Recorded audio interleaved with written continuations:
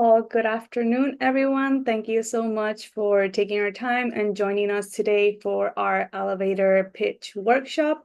My name is Natalie Melendez, and I'll be today's moderator. I'm also part of the executive board of the Puerto Rico Society of Microbiologists, which is the organizing organization of this workshop for today.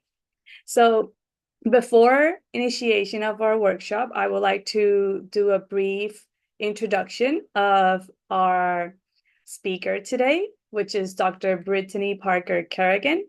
So Dr. Brittany Parker Kerrigan is the Chief Operating Officer for the Linden Light Collective. The Linden Light Collective has one mission, which is to end pediatric brain cancer. Formerly, Brittany was the former Director of Research Planning and Development for Cancer Neuroscience at MD Anderson Cancer Center. She has a strong background in strategic planning, scientific communication, scientific fundraising, and team-oriented leadership, which is reflected in her being awarded the 2020 University of Texas MD Anderson Department of Neurosurgery Employee of the Year. Dr. Parker Kerrigan is a consummate advocate for women in science and currently serves on the board of directors for the Association for Women in Science. She earned a bachelor's degree in biology from the University of California in Irvine, and then performed research in industry for Allergan Inc.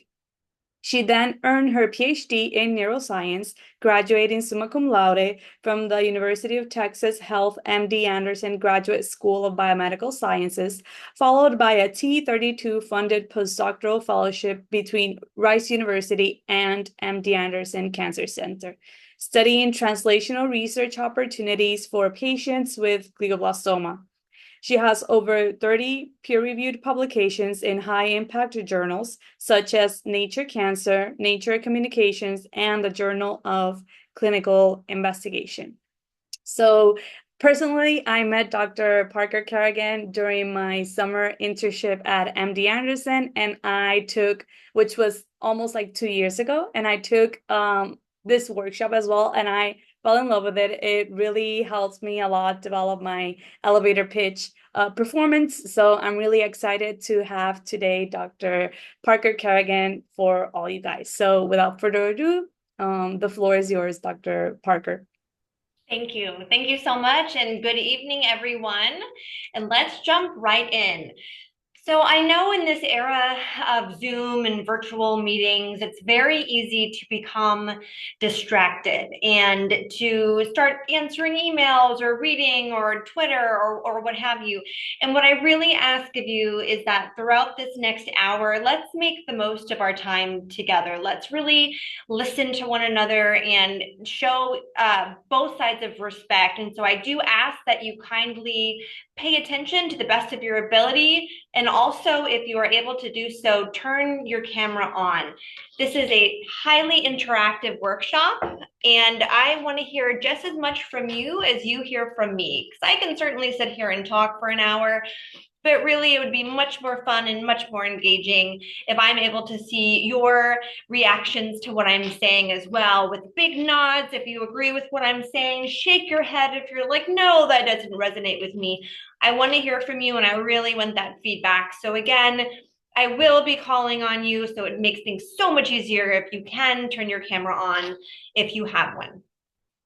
And then again, let's stay mentally and physically present. I promise you, I won't look at my phone if you can show me the same respect. Let's really try to give ourselves our undivided attention. I also want to hear from you. Like I said, I want to hear your ideas. I want to hear how some of the things that I teach about, maybe they resonate with you. Maybe it's something that you've used before. And I also want you to ask questions, because as I go through this, you may think like, oh, but how would I apply what you're saying to this type of situation? I want you to ask. I want you to interrupt me. Just come off mute, start talking. I'm not as good at moderating the chat, but I will try my best. If that's the only way you can communicate, that's cool too. Go ahead and use the chat. But regardless, I want to hear from you. The first question you may ask yourself is, why do I need a scientific elevator pitch? And the answer is, now more than ever, we have to relearn how to communicate. Think about the last time you went to a restaurant, okay? And you're looking around, and back in the 80s, you probably wouldn't normally see a family sitting there on phones, right? Because they just didn't exist. Now you do. You see more and more of this. It's easier to break up with someone through a text than it is to have an in-person conversation. It's easier to write an email, use chat GPT, write me an email saying XYZ, right? Than it is to have that raw, emotional, face-to-face conversation. So communication, no doubt, has gotten easier, right? You can send an email, a text, and it will go around the world within a matter of seconds. But it hasn't gotten better. And so we really need to make sure that we're constantly remembering that fact and do what we can, like attend elevator pitch workshops, to remember how to effectively communicate, and especially to communicate science. I usually date myself with this, but if you are familiar with this movie, it's called The Breakfast Club. I think it was released maybe in the 80s or 90s. I'm not entirely sure. But I love this sort of meme or whatever you call it. And if The Breakfast Club was remade today, it would be a silent film about 5 kids staring at their phones, right? It is what it is.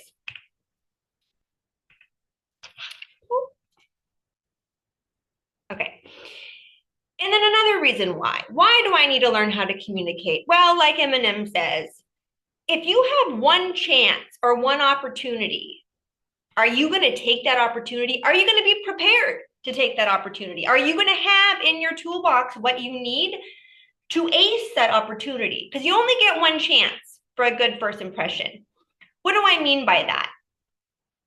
Every opportunity is an opportunity, okay? So what I'm talking about is if you're in line at your favorite coffee shop, and let's say the dean of the med school that you are trying to get into is in front of you, are you going to just simply look down because you're nervous and you don't know what to say? Or are you going to reach out your hand with confidence, introduce yourself, and give a quick little snippet of what you're doing? One opportunity. Same thing. You got on an elevator and the president's on the, what are you going to say? Are you going to be ready for that? If you're in the lab and let's say one of your collaborators walks by, are you going to have something in your back pocket? If you go to meet your in-laws and they ask, what do you do for a living? How are you going to communicate that, especially to non-scientists? So what I'm trying to get through is that you don't have to only know how to give an elevator pitch because you're signing up for a competition. These skills that we're going to go through are skills that can help you in every single aspect of your career development and emotional development with your in-laws. It is a privilege to understand science. It's a privilege to do science, right? And it's our obligation to be able to explain that science to the public who may not have had the same opportunity to take the formal education that we did, right? So we have to do our best to communicate what we're doing and why it's important to the public. This workshop is divided into 2 segments. The first one is what I call the ingredients.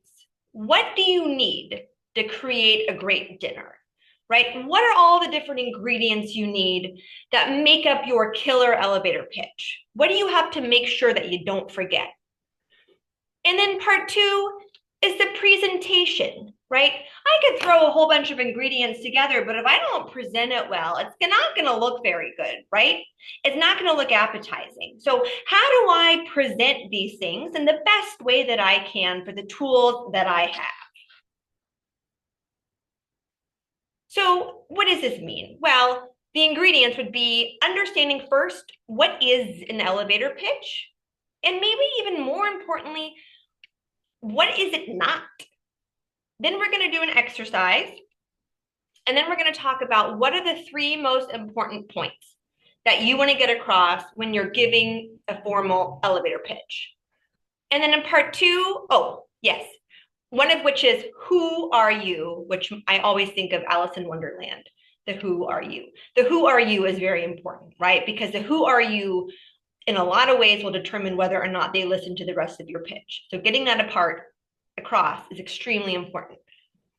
Next, talk a little bit about how can you engage your audience, and then give examples of helpful components that will really allow your elevator pitch to remain with that person who's listening. Meaning, what are little elements that you can add in your pitch to make it interesting and to make you memorable?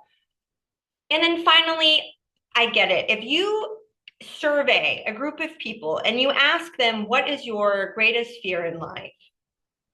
Usually the number one greatest fear over going blind is public speaking.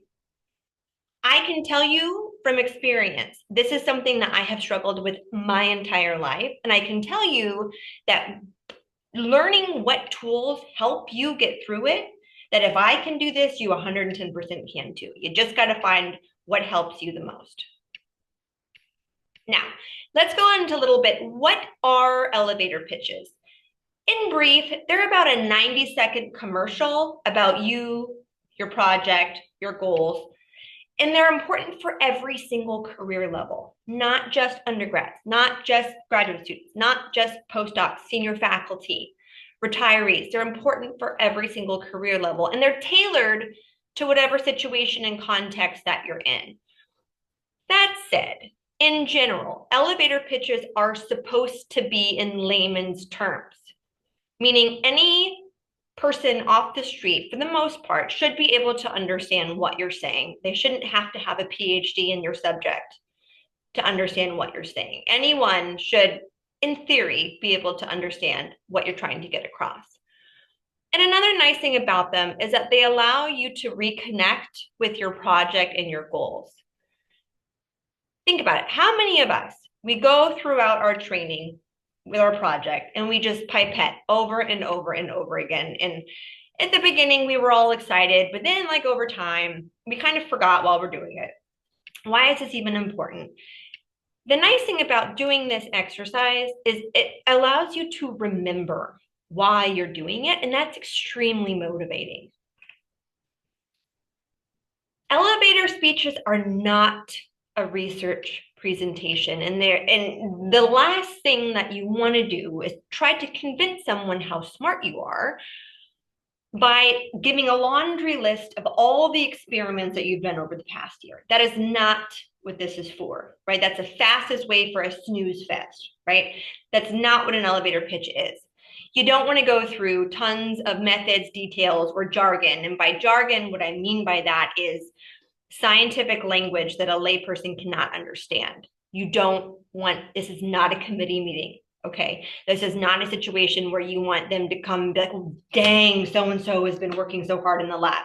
That's not what this is. So now let's do an exercise together. And this is where I'm going to ask everyone on the call to interact, right? So the first thing I want you to do is, in one sentence, write your research question. Write it down. What is your research question? And keep in mind, this is not a hypothesis or your purpose. It's your research question. In one more sentence, write down how you plan to answer this question. And then in one more sentence, write what good is it going to do? And I will set a timer for 1 minute. And then we will share with each other.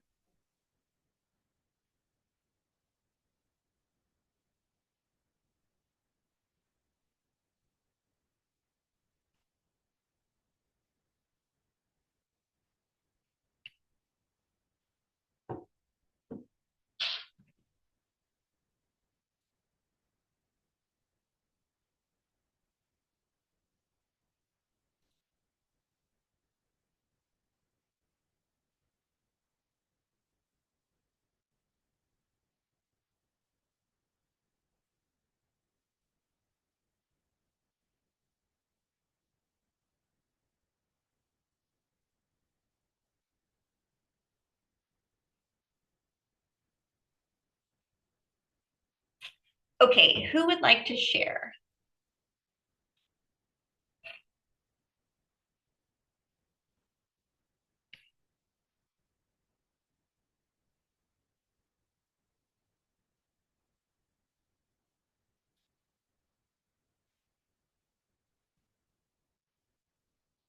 Anyone?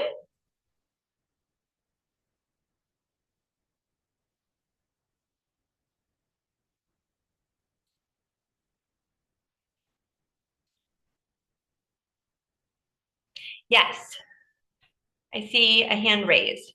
Yes. So my question is, will the gut microbiome affect the efficacy of oncolytic viral therapy against glioblastoma? Um, my sentence on how I plan to do that would be with bacterial identification and isolation of the gut microbiome. And what good is it going to do? It's going to help into personalized therapeutics in the future. Beautiful. Round of applause. Excellent, excellent. Asmarie, what did she just say?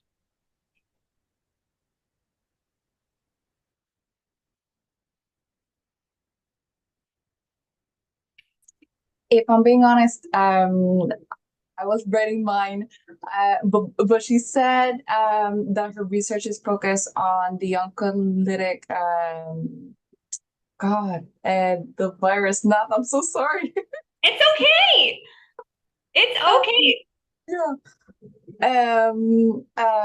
But yeah, I was more focused on writing mine down that I heard it, but I didn't catch it. I'm sorry.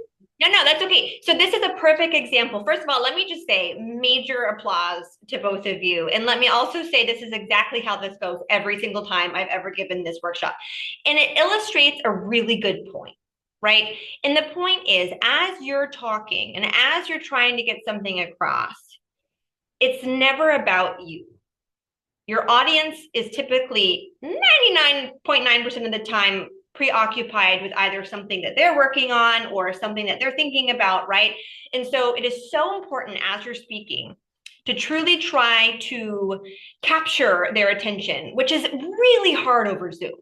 Okay, it's really hard. And if we have time at the end, we can go through maybe some tips and tricks on how to engage an audience over Zoom.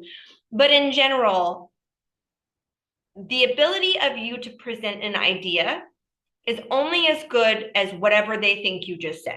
Meaning, the more you practice giving a talk and asking the listener, what did you hear that I said? Right? That's the best way to know if what you're saying is getting across. It's the same principle in a relationship, right? If my husband comes to me and says something, and if I immediately interpret it in a way that I don't think he meant, I could say, what I hear is blah, blah, blah. Is that what you meant? Right? So that's another example on a more personal level, but it's the exact same thing when you give a presentation, especially when you give a scientific elevator pitch. So major round of applause to both of you. And another reason why participating in elevator pitch workshops, reading about scientific communication, it's never a wasted effort, right? You will always learn something from it. So now I'm going to show, actually, in the interest of time, I may just show this particular pitch. So this was a part of an elevator pitch competition. And before I show it, I want, because again, I'm going to ask, so just know that. I'm going to call in the audience. I want you to write down or just think about the things that you really like about this speaker, maybe something that surprised you, but I want your impression of how she does.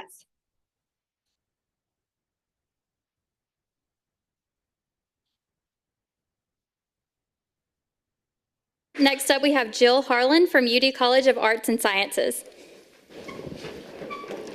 What do you think when I say the word innovation?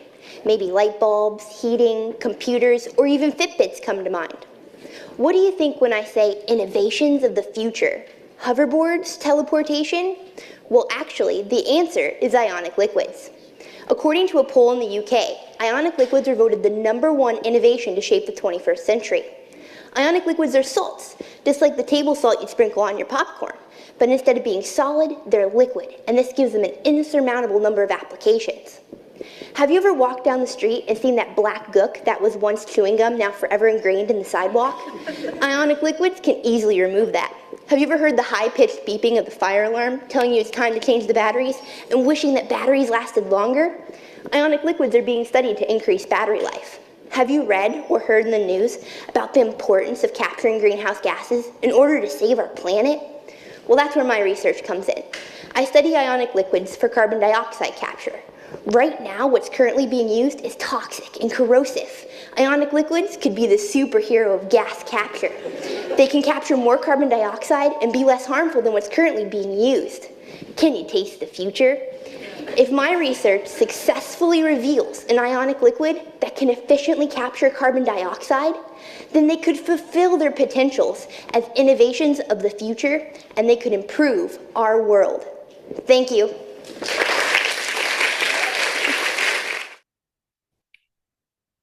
All right. What did you guys like? What surprised you? Love to hear from you. Feel free to use the chat.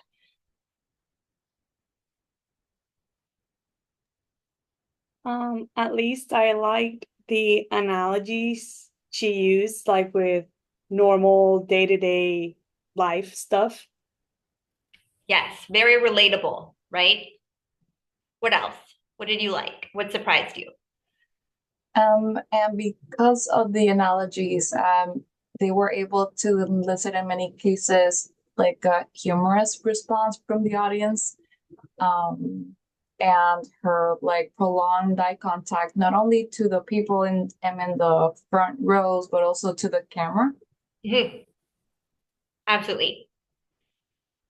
You know, one thing I really like about this example and why I love to show it, first of all, she won the competition, by the way. One thing I like about it is because you may not have noticed, but she has a pretty strong lisp. And a lot of times people may think, oh, well, English isn't my first language, I would never win. Or, you know, I have a speech impediment, I would never win. Or I don't have, you know, a $500 suit, I would never win. I don't, right? But in reality, it's not about that at all. It's about showing up the best that you can, as confidently as you can. And again, we'll get into that, right? Because not everyone is born confident. I certainly was not, right? So investing in understanding how you can build your confidence is never a wasted effort. And that you'll take with you, I can promise you, forever. But I like this example because it truly shows someone is taking something very, very abstract, right? I'm not in this field at all, but she's relating it to things that either incite emotion in me by way of humor or by annoyance, right? The black gook on the sidewalk. And it makes what she's talking about mean something to me, which makes me want to listen to what she's saying. These are the things to keep in mind. Okay, now let's talk about the 3 parts of a scientific elevator pitch. The first one is the who are you? Second, what is the problem? Third, why is it important? So first, who are you? You'll want to say your name at some point. It doesn't have to be in the first sentence, but at some point you want to say your name. You want to provide your academic position, and then you want to briefly orient the audience to either your lab, your department, the program, the institution, not all of them by any stretch, right? Say what works best for you, what you're the most comfortable saying, but this really allows them to remember you and to orient them to your skill level.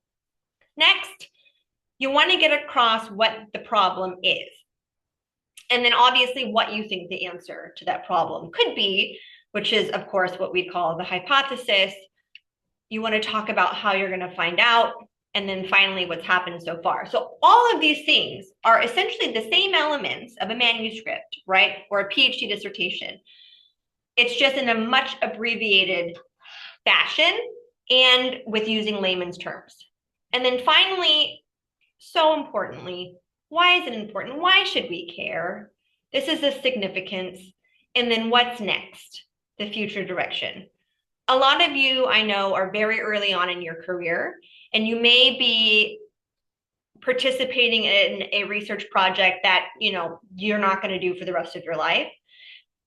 That said, that contribution that you have now is still extremely important. And even if you have no results, nothing, no conclusions, you can still generate a scientific elevator pitch. And that's the greatest part about them, that you don't need data to win a competition such as this. So now I'm going to give a very high level example solely to illustrate how these different elements are different from one another. So here we go. Let's dive right in. So part one, who are you? My name is Annabelle Smith. What's your stage of training or rank? I've been a dog owner for 5 years. Okay, so I know what this person's name is. I know that they should probably know what to do with dogs. And then their lab, research group, or department, they live in this subdivision within the city of Memphis. So I have a general geographic idea of where they live, that they probably know what they're talking about when it comes to dogs, and of course, importantly, their name. Now, what's the problem? Well, our family dog Barley has been itching uncontrollably over the past few days. Well, that's certainly a problem. And then, is there a problem or a question? Well, Barley is uncomfortable and is losing his hair. I don't know what's causing the itching, so clearly a problem. What are you going to do about it? Well, I'm going to find out what's causing the itching. And then, what do you think is causing it? I think it's fleas. And this is your hypothesis, what you think the problem is. Now, how are you going to find out if that's indeed the case? Well, I'm going to analyze his hair for the presence of fleas. I'm going to wash him with flea shampoo. I'm going to treat him with flea medication and then monitor to see if the itching stops. What's happened so far would be your results. Well, so far, I was able to see what appeared to be flea debris. I saw a decrease in itching 5 days following treatment with the shampoo and flea medication. Well, what does your data mean, right? So why do we care? The significance? Well, because the itching stopped following treatment with flea medication, I believe the cause of Barley's itching was from a flea infestation. So what? This is your significance and the implications. Well, if it is fleas, the excessive itching could lead to welts and sores, resulting in possible infection. The fleas could have infected our furniture, and it could have potentially infected our other pets who lived in our home. Well, where does your research go next? I'm going to look for the cause of the fleas by analyzing their presence in our backyard. I will also discuss with neighbors to see if they are suffering from a similar problem. And then finally, I will discuss preventative measures to take with our veterinarian on how to best prevent flea infestation. Another reason why I like this example, it goes to show that you can have a scientific elevator pitch or an elevator pitch in general for pretty much anything in your life. As mentioned, I am on the national board of the Association for Women in Science. I have an elevator pitch on why I feel that my role is important, right? I have an elevator pitch on the certain style of parenting that I do. I have an elevator pitch on what I do now in my career. You can have an elevator pitch for various aspects at the same time in your life. Importantly, what I see a lot of times with students is that they feel, and it's almost that we're conditioned to talk about the lab, to talk about the PI and all of their accomplishments, and to talk about everything the lab is doing. But it's really important when you're giving an elevator pitch, it's actually about you. It's about your role. Of course, it's important to acknowledge in the beginning the parent project or the lab, the PI, whatever, but you must very quickly narrow down to what you are doing. Again, it doesn't matter if you feel you play a small part. The elevator pitch is about that small part that you are doing and why that small part will contribute to a bigger piece of the puzzle. And then at the end, you can re-expand to the parent project. You can re-expand to the significance on how this could move the field, but you must keep that in mind. Be mindful of how often you use the word we. It is uncomfortable to say I.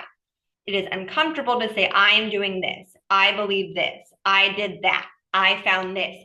I can tell you get used to it because the elevator pitch is about what you are doing.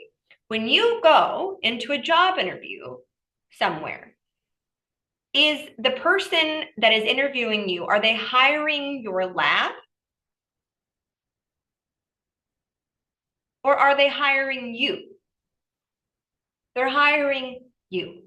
So you must be able to speak to your accomplishments and the role that you played in the project. Now, let's talk about how do I get people to listen to me? How do I get people to stay engaged? How do I get people to care and to remember what I said to them?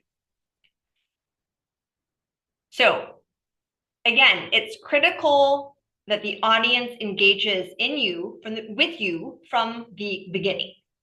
You want them to invest just as much of their attention into what you're saying as they do in you. This is where being compelling and enthusiastic is so important. When I say enthusiasm, a lot of people think like, maybe like a cheerleading, smiley, bouncing around enthusiasm. And that works for some people. It certainly does for me in some situations, but enthusiasm can be serious enthusiasm. Enthusiasm can be leaning forward and making eye contact. It can be walking around and using hand gestures, right? It's just showing that this is something that you care about. You want to be careful with uptalk. Can someone give me an example of what uptalk is?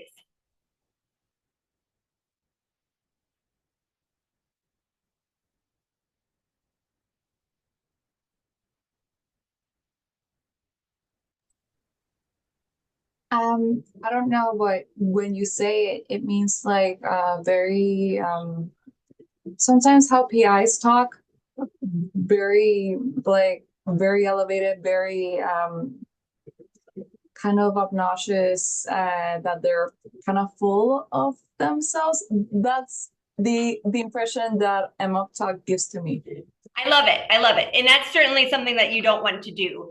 In a similar way, what I'm referring to at the end of your sentence, and then you go up, and then I join this lab, and then I do this experiment, and then I found this, and then I'm doing that. And it keeps the listener like, when is the sentence going to come down?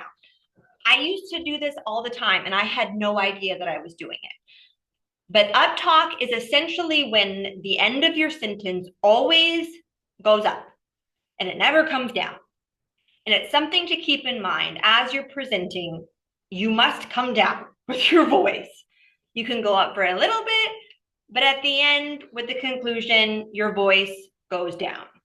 So now remember, or if you ever have an opportunity to record yourself giving a presentation, it may help you remember that. I'm not referring to people who have generally high-pitched voices. You can't change that. I have a high-pitched voice, I've been told. I can't change that, nor would I want to. What I can change is how my voice fluctuates up and down, depending on where I am in the sentence that I am speaking.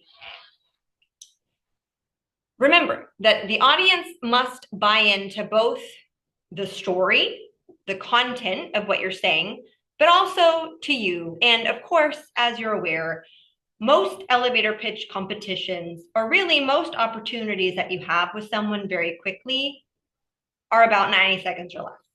You don't want to waste time with fluff words, with rambling. You want to get to the point. And the best way to learn how to do that is practice. Practice, practice, practice. It can be extremely helpful to capture someone's attention if you begin with a hook. You can do this by posing a question. Have you ever looked into the starry sky? Have you ever stepped on the sidewalk and you're like, oh no, what did I just step on? Right? So posing a question that's relatable. And then the second line, mention something that's relatable, emotion provoking, the beeping fire alarm as an example. You can use a relevant prop. If you're going to an elevator pitch or participating in an elevator pitch competition, I would recommend using a prop that you would normally have on you. So if you're talking about a quantum computer, maybe pulling out your phone, or you're talking about a funnel if you're holding a coffee cup. But I would use something that you would normally be carrying around with you. Another idea could be dispelling preconceived notions. Something that the wider public feels to be true, and then you can say, you know, it's actually not true.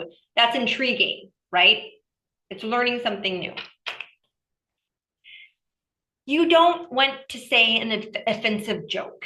I know that this probably doesn't need to be said, but it actually does, right? We don't want to offend anyone. We don't want to say anything controversial. Never assume the audience feels a certain way politically. Never assume the audience has a certain feeling about religion. At the end of the day, you truly don't know. So just don't do it. Also, be mindful of apologizing ahead of time. I can't tell you how many times early on in my career, I felt I had to say sorry all of the time. Sorry, excuse me, sorry, oh, sorry, can I ask a question? Oh, sorry, can I start over? Oh, sorry, I'm going to, all the time. You don't have to apologize for speaking. You don't have to apologize for asking questions, and you don't have to apologize if you have to simply start over with your elevator pitch. You don't have to apologize. And in the end, the goal, you want to get their attention and you want them to be on your side, meaning you want them to listen to what you're saying. How do you allow what you are doing in the scientific lab to relate to someone who may not be working in a lab? Well, there's two separate things I really like to use. One is called an anecdote and the other are called analogies. Anecdotes. Anecdotes are something that are supposed to incite an emotion in the listener. They should be thought-provoking. They're short personal stories that truly illustrate a point. And they make you relatable, right? Think back to the beeping fire alarm, the gook on the sidewalk, right? It's relating ionic liquids, which is something that I would never even think about or had heard before, to something that I understand, which is a beeping fire alarm. You can also consider a famous quote. No matter what, at the end of the day, again, you have 90 seconds, so you want to keep your anecdote relatively short. And it must be relatable, right? So it could be a short story about why you chose your field. A lot of times this can be really motivating for a listener, right? And learning why someone chose to research a certain type of cancer or what have you. It could be a great moment in your research, or my favorite, an instructive failure. Some of my most favorite lectures that I went to when I was at MD Anderson were lectures where the PI would say, we got something wrong. Because I immediately was like, wow, like how often do people say when they get things wrong? Not often, but it happens to all of us, right? So I immediately trusted them and I listened to what they were going to say. It can also be something that happened outside of your research that informed your research direction. But at the end of the day, it should be something personal to you and something that is going to be relatively relatable to the listener. Let's give some examples. After having a child, it made me realize the negative implications of the anti-vaccine movement, and it motivated me to lead an initiative on science outreach. One sentence anecdote, to the point. I began to notice a correlation between my high school friends who smoked and those who suffered from depression. I wondered whether a correlation between cancer incidence and the consumption of smoke meats may affect Texas. 3 separate, very unique but powerful anecdotes. How about quotes? Impossible only means you haven't found the solution yet. This is about never giving up. Every brilliant experiment, like every great work of art, starts with an act of imagination. This is really where thinking outside the box, if that's something that you want to get across, can help facilitate or can illustrate how thinking outside the box can facilitate innovation in science.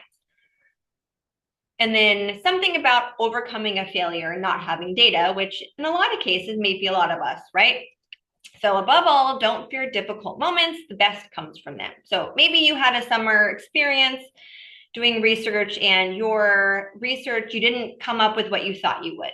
Maybe starting with a quote like this, where every single person in the audience can relate to not being successful in one way or another, right? That's immediately one way to get them on your side. Any questions about anecdotes before I move? Okay. Analogies. Analogies compare something abstract with something more familiar, and it allows the audience to understand more advanced science. It can paint a picture using metaphors, but the audience must be able to get it pretty quickly. You don't want to have to explain your analogies and you're just wasting time. Another thing too that I like about analogies is that you can refer to them in the beginning of your pitch and then perhaps at the end refer back to them, like a nice analogy sandwich. And that's another way that your listener can remember what you said and what you got across. They do take time to develop, but it's worth it. I can promise you that. And developing and testing them is a good thought exercise, meaning I used to do this all the time, and I do it now, especially when I'm meeting with donors, when I'm meeting with people who aren't necessarily born in a scientific environment, but that interact with scientists. I say, hey, when I say this, what do you hear or what do you think about? You want to, again, keep it short. You don't want to have to explain your analogy. And to the best of your ability, you should try to make sure that your analogy holds true across cultures. Where in some cultures, a dragon may be seen as a big bad thing, a scary thing. In other cultures, it's a sign of hope, courage, right? Good luck. So keep that in mind to the best of your ability to make sure that your analogy holds up. One of my favorite analogies that I talk about a lot is chemotherapy versus targeted therapy, a firing squad versus a sniper. Or if you're focusing on exosomes and you're wanting them to home somewhere, you could say it's like a car with a GPS unit. Or if you're doing something with astrophysics and you're talking about an individual atom, you can say it's like a planet in the solar system. And then you refer to this again at the end. And what it does is it paints this picture in their mind. It only allows them to remember you more and also to relate to what you're saying. Okay, so I want to make sure that we have enough time for questions. So I'm going to keep going, but perhaps at the end, I would love for you just to start, as I continue with the slides, start thinking about a hook or a anecdote or analogy that you can share at the end if we have extra time.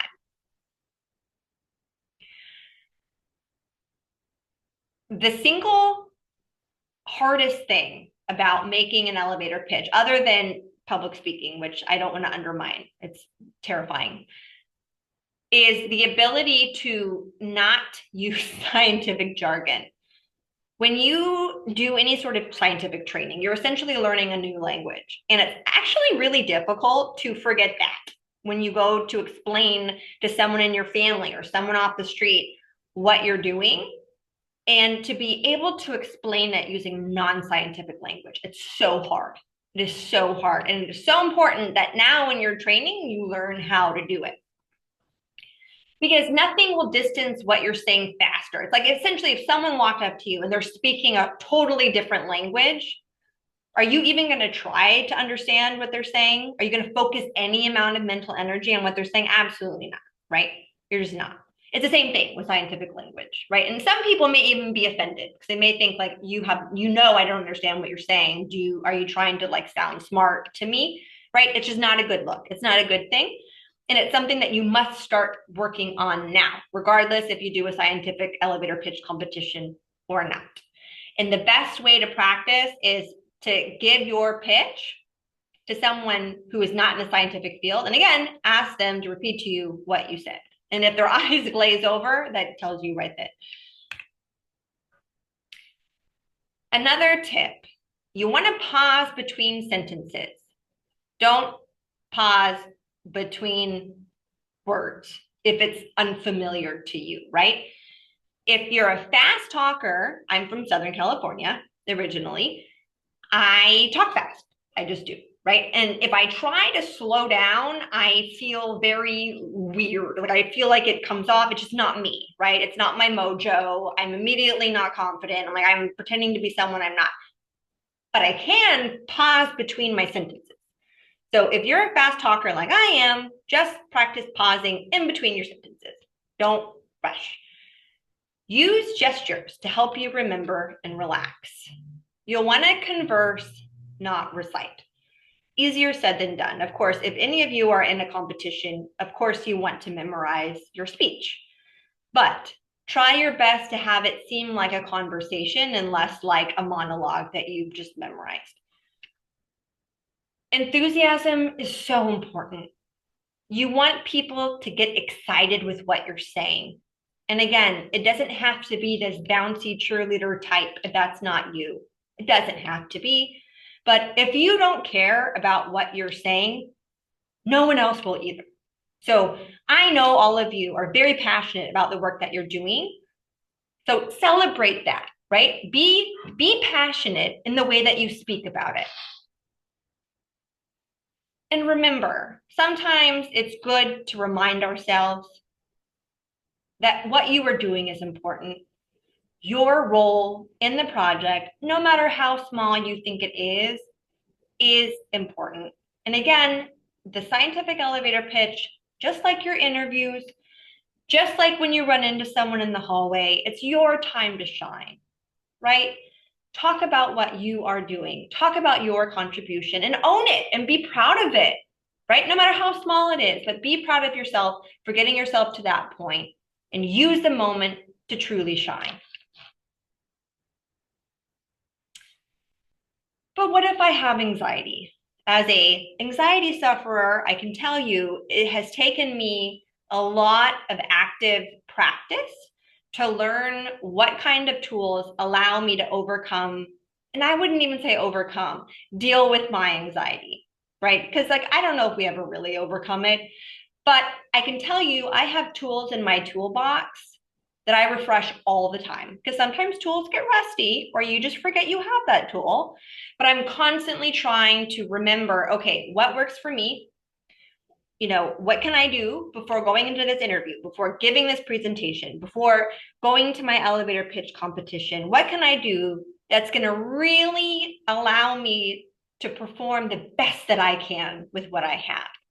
And on the screen, these are various things that have helped me throughout my career. One of which is knowing ahead of time, if I can, what the room looks like helps me so much because it's just one less scary thing the day of. So if you know that you're giving a presentation in some lecture hall at your university and you know what the lecture hall is, as you're practicing, literally visualize that lecture hall. If you've never been to that lecture hall and if you have the opportunity to go in there, flip the lights on and see what it looks like, do it. Do it, because the less surprises the day of, the more confident you will feel. Activate your parasympathetic nervous system. There's lots of exercises online that talk about this, one of which is belly breathing. You essentially breathe in by pushing your belly button out, and you think about ocean waves coming in and out. It can help. It will lower that fight or flight response and really activate your parasympathetic nervous system. If you are worried about, or if you've had before a vasovagal reaction, right, where you feel like you are getting lightheaded, or if you quickly tense the muscles in your extremities, it's supposed to push the blood back up to your brain and help fight that. I luckily have never had this happen to me before, but I have read that this helps. So that's something that could help you. Just keep that in your back pocket. Power poses. There's a great TED Talk by Amy Cuddy that talks about how before you give a presentation or go into an interview or really anything that's nerve-wracking, if you go and you physically make yourself as big as you can by like putting your arms in the air or, you know, pushing your chest out, it elevates the levels of your circulating testosterone and tricks your body into feeling more confident. One of my favorite ones that was very surprising to me is that your body literally cannot tell the difference between being nervous and being excited. It can't. So the next time that you feel nervous about something, just tell yourself you're really excited, and it helps. I've used this one before. And then finally, if you have the ability to plant some smilers in the audience, people that are happy, people that are going to smile at you, please do it. Always have a printed speech in your back pocket, even if you don't use it. It will make you feel better knowing that it's there. And then as you're standing there or sitting in your chair, if it's virtual or whatever, know that you're supported. Feel the floor, wiggle your toes, feel the desk, feel the podium. You are supported, you are safe, and you can do it. Gestures, do they really do any good? Absolutely. Why? Well, they demonstrate that you're enthusiastic, right? And it allows you to feel or appear bolder and more convincing to the audience. They can help illustrate abstract points and help you remember your pitch. Another thing too, and it's sort of in the same token as gestures, but when I am in person giving a presentation, I actually prefer to walk. I walk. I ask for a roaming mic and I walk. And it helps me just get some blood moving to walk around. I feel more in control of the situation. So that's another strategy that may work for you as well. But regardless, practice your gestures. If you're going to be able to walk around, practice that. And then you'll feel even more confident in the end. Finally, you'll want to learn all of the pieces of your pitch backwards and out of order, just in the event you maybe pause during. So you know the next step, maybe chunk them to where you remember the chunks of your pitch. And then importantly for me, dress rehearsals. Again, it's one less thing, right? If you know what you're gonna wear, one less thing. Figure out your outfit, figure out your shoes, visualize yourself in the same room. Literally wear everything exactly how you're going to wear it the day of. It's one less surprise.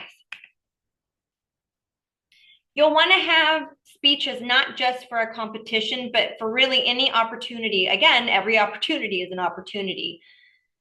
And I can tell you the reason I have the career that I have right now is because I ran into someone at a Starbucks. That is how I got this job. So I'm telling you, these opportunities are opportunities and you want to be prepared for them.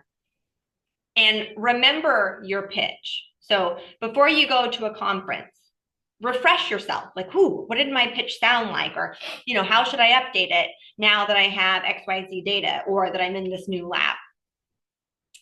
But I can promise you, doing this exercise is one of the most important things that you will do throughout your career. And then finally, my last slide, life is a pitch. Be sure yours is a knockout. Thank you all so much. And I think we may have time for a couple questions.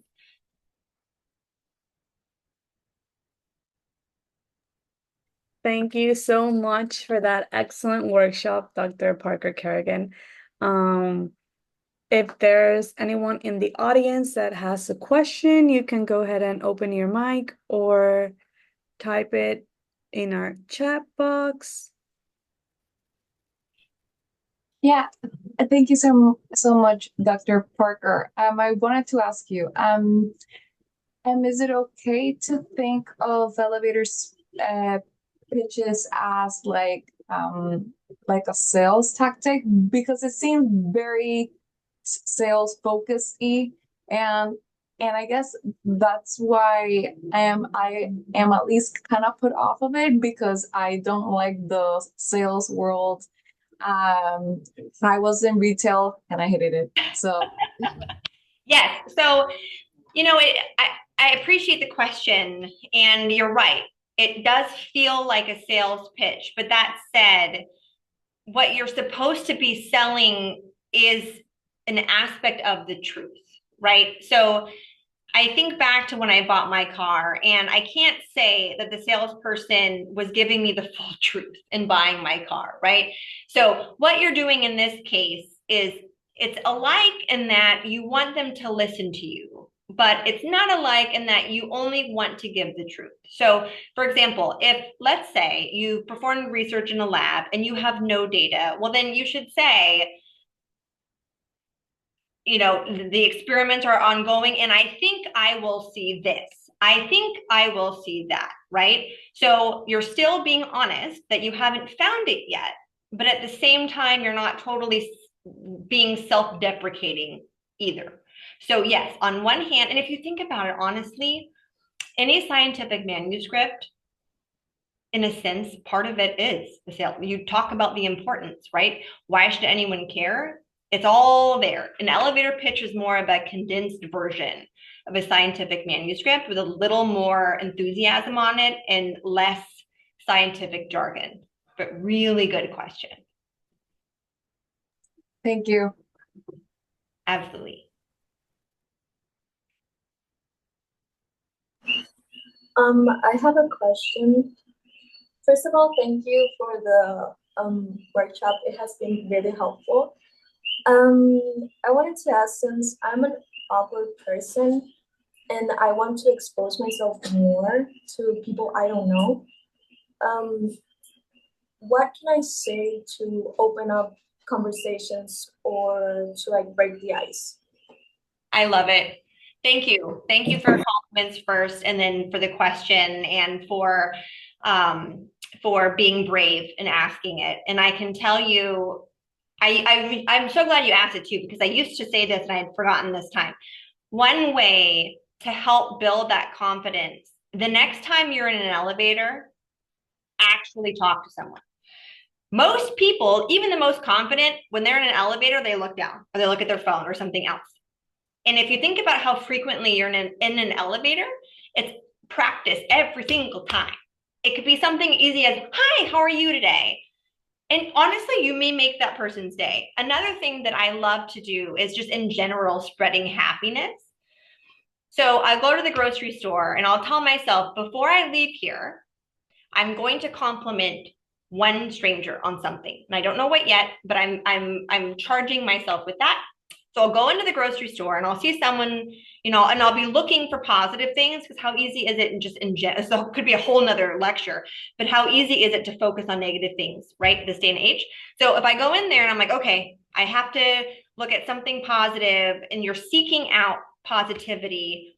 So not only that, but also in telling someone this thing, like, you have no idea what they're going through. You may have just made their day, but you're also practicing speaking to a stranger, right? And the more that you do this, the more you'll feel more confident.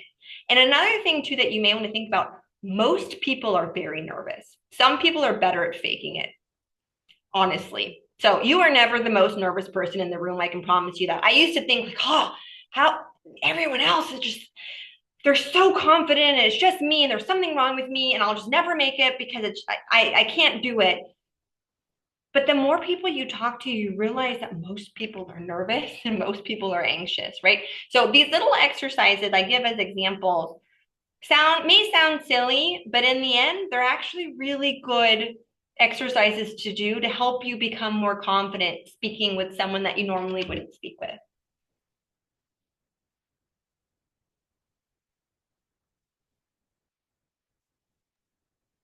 Well, thank you so much. Is there any more questions? If not, I would like to thank Dr. Parker Kerrigan for being with us today and for giving such an informational workshop regarding the development of an elevator pitch. We thank you for your time and hope everyone has a good rest of the day. Thank you so much for the opportunity. Thank you.